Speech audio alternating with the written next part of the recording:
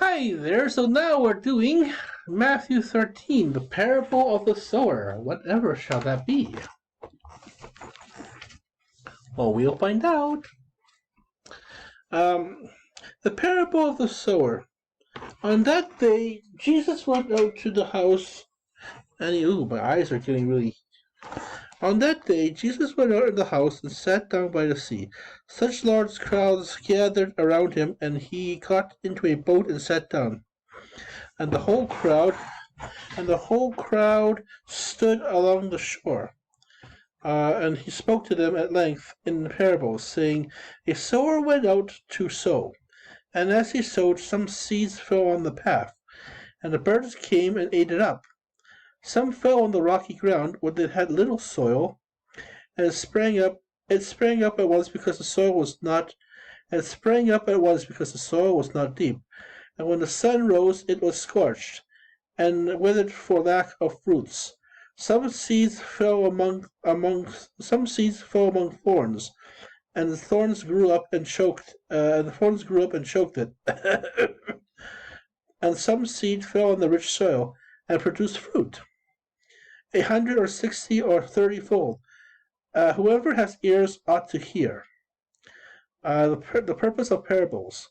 Okay, so the purpose of parables.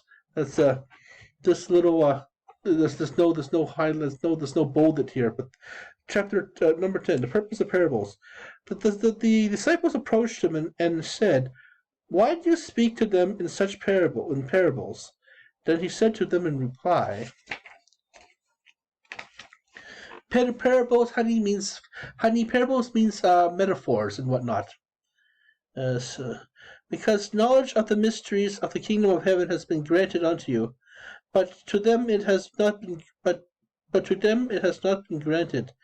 To anyone who has more will be given, and he will grow rich. From anyone who has not, to anyone who has more will be given, and he will grow rich from anyone who has not. Even what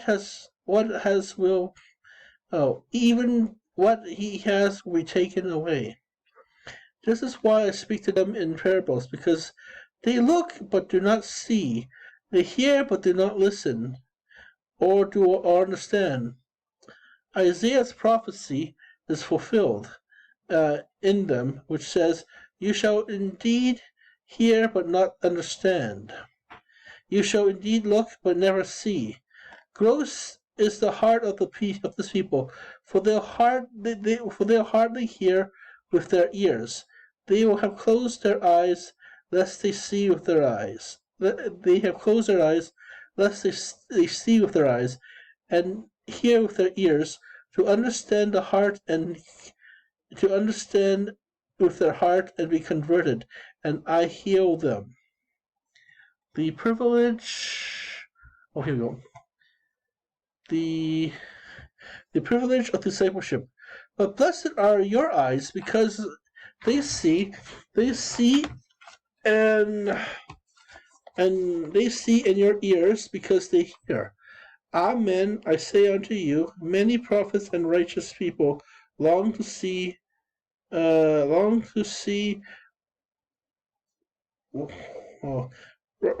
righteous people long to see what you see, but did not see it. Amen, I say unto you, many prophets and righteous people long to see what you see, but do not see it, and do not hear what you hear, but did not hear it. That's the thing, number 16. The explanation of parables of the sower. Hear then the parable of the sower. The seed sown to the path is the one who hears the word of the kingdom without understanding it.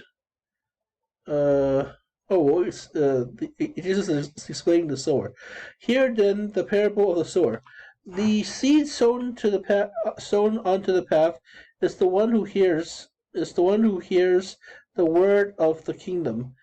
However, on the kingdom, whomever understanding it, and evil ones come and steals away what has sown in his heart.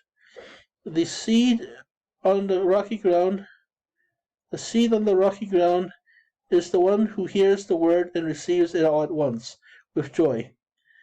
But he has no root and lasts only a time. When some tribulation or persecution comes because of the word, he immediately falls away. The seed sown among the thorns is one who hears the word, but then worldly anxiety and the lure of riches choke the word and bears no fruit. But the seed sown on rich soil is the one who hears the word and understands it, who indeed bears the fruit and yields 100 or 60 or 30-fold. The parable of the weeds among the wheat. He proposed another parable to them. The kingdom of heaven may be likened to a man who sowed good seed in the field. When everyone was asleep, his enemy came and sowed weeds all through the wheat, and then went off. When the crops grew and bore fruit, the weeds appeared as well. The slaves of the household came to him and said, Master, did you not sow good seed in your field? Where have all these weeds come from? He answered, An enemy has done this. His slaves said to him, Do you want us to go and pull them up? He replied, No. If you pull up the weeds, you might uproot the whole wheat along with them. Let them grow together until harvest. Then at harvest time, I will say to the harvesters, first collect the weeds, and then in bundles for burning. First collect the weeds and tie them in bundles of burning, but gather the wheat into my barn. Okay, I'm not sure what that means, but sure. The parables of the mustard seeds. He proposed another parable to them. The kingdom of heaven is like a mustard seed that a person took and sowed in a field. The smallest of the seeds, yet when fully grown, is the largest of plants. It becomes a large bush, and the birds of the tree will come and dwell in its branches. The parable of the yeast. Okay, parables of the yeast. This must be here. Okay, gotta sit up. Get my back messed up here. Parables of the yeast. He spoke unto them he spoke unto them another parable. The kingdom of heaven is like yeast that a woman took and mixed in 3 measures of wheat flour until the whole batch was leavened. The use of parables. Okay, so yeast.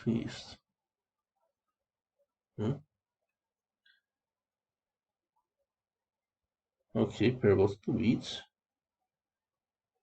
Move the wheat, okay.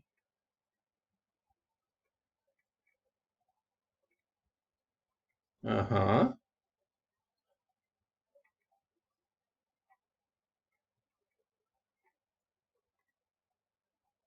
Okay, where are we here? I don't know. The parables of the yeast. This is parables of the yeast in my book, Matthew 13. So he spoke to them in another parable. The kingdom of heaven is like yeast that a woman took and mixed with three measures of wheat flour until the whole batch was leavened. The use of parables. All these things Jesus spoke to the crowds in parables. He spoke to them only in parables to fulfill what has been said through the prophet. I will open my mouth in parables, and I will announce what is lain hidden from the foundation, and I will announce what has lain hidden from the foundation. Okay, of the world. Explanation of parable in the weed. Oh, okay, here we go. So we're up here again. Parable in the weeds. Creation hidden is the creation of the world, the foundation of the world. The parables of the weeds explained.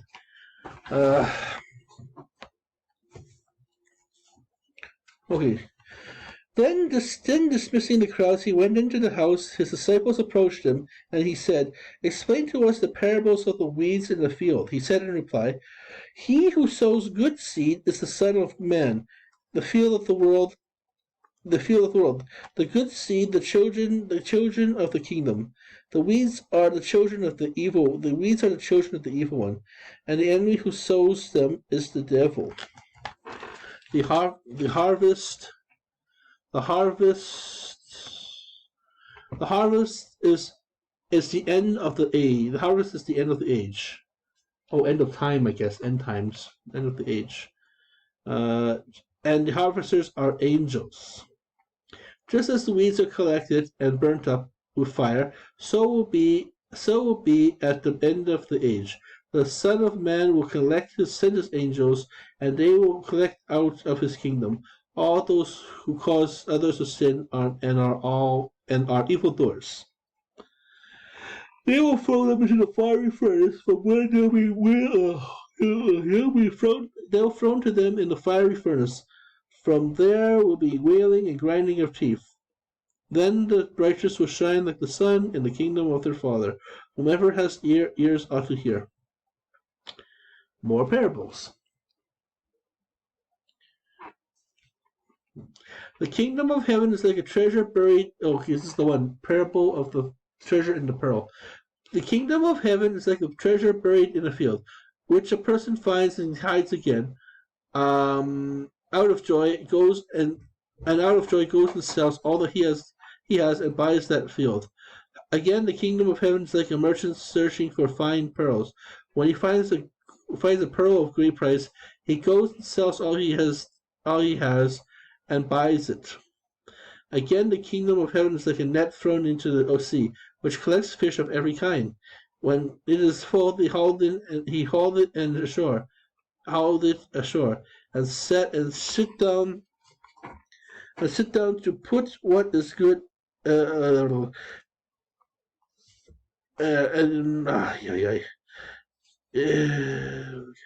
it is full. When it is full, they haul ashore and sit down to put what is good into the buckets. What is bad, they throw away. Thus it'll be at the end of the age. The angels will go out and separate the wicked from the righteous, and throw them into the fiery furnace, where there'll be wailing and grinding of teeth. Treasures, new and old. Okay. Do you understand all these things? Do you understand all these things, hon? I'm sorry. Do you understand all these things? They answered yes, and he replied, Every scribe who has been instructed in the kingdom of heaven is like the head of a household, who brings from his storeroom the new and the old. When Jesus finished his parables, he went away from there. Okay. Jesus, the kingdom, and the church.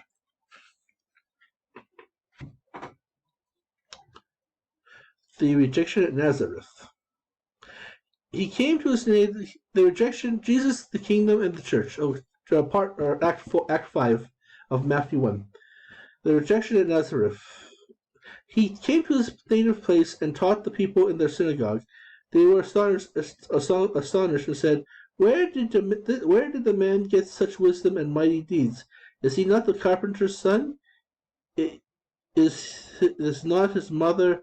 Is he not the carpenter's son? Is not his mother named Mary, and his brother James, Joseph, and Simon, and Judas? Are not his sisters all with us?